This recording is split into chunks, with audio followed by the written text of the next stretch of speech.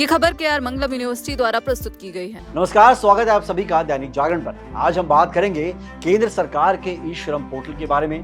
देश के असंगठित क्षेत्र के कामगारों का एक राष्ट्रीय डेटाबेस तैयार करने और उन्हें अलग अलग सामाजिक सुरक्षा योजनाओं का सीधा फायदा पहुंचाने के उद्देश्य से श्रम एवं रोजगार मंत्रालय ने ई श्रम पोर्टल की शुरुआत की थी।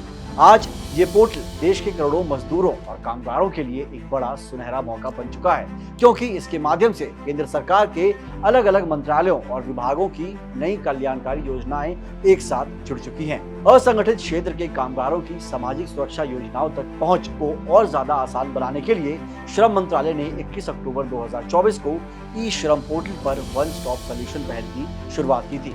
इस पहल का सबसे बड़ा फायदा ये है कि अब कामगारों को अलग अलग योजनाओं के लिए भटकना नहीं पड़ता, बल्कि वे एक ही जगह से कई सरकारी योजनाओं का लाभ ले सकते हैं। जब भी कोई कामगार इस पोर्टल पर अपना पंजीकरण करता है तो उसे एक खास यूनिवर्सल अकाउंट नंबर यानी यूएएन दिया जाता है। इस नंबर की मदद से वे सभी योजनाओं से आसानी से जुड़ पाता है।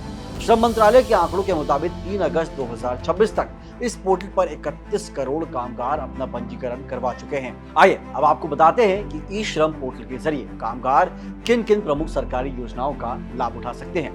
इसमें रेहड़ी पटरी लगाने वालों के लिए प्रधानमंत्री स्ट्रीट वेंडर्स आत्मनिर्भर निधि यानी पीएम स्वनिधि योजना शामिल है।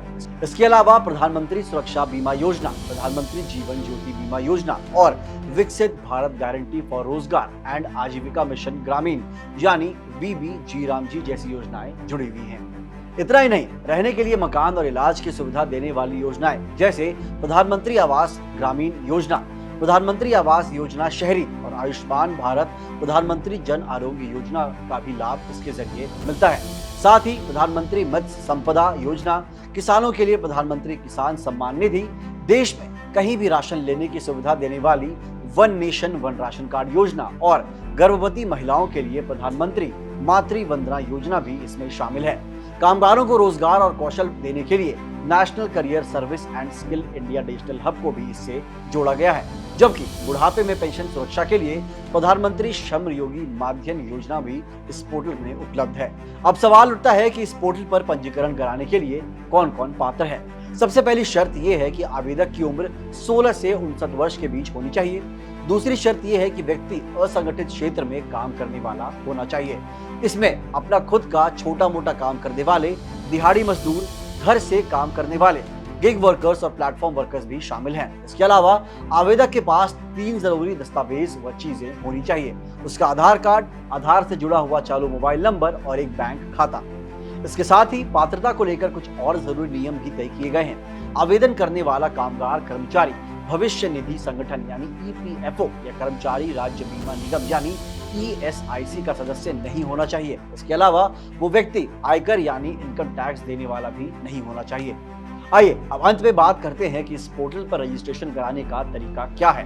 कामगार ई श्रम पोर्टल पर जाकर या मोबाइल ऐप के जरिए खुद ही अपना रजिस्ट्रेशन कर सकते हैं। अगर कोई खुद से ऑनलाइन फॉर्म नहीं भर पाता तो वो कॉमन सर्विस सेंटर यानी CSC, राज्य सेवा केंद्र यानी SSK या उमंग प्लेटफॉर्म की मदद से भी अपना रजिस्ट्रेशन आसानी से करवा सकता है।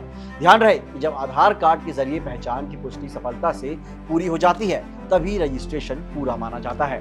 तो फिर दोस्तों, अगर आप या आपके आसपास कोई भी असंगठित क्षेत्र का कामगार है तो आज ही ई श्रम पोर्टल पर जाकर अपना पंजीकरण करवाएं और सरकार की इन तमाम कल्याणकारी योजनाओं का सीधा लाभ उठाएं। देश के विकास में अहम भूमिका निभाने वाले इन साथियों को उनका हक दिलाना ही इस पहल का असली मकसद है।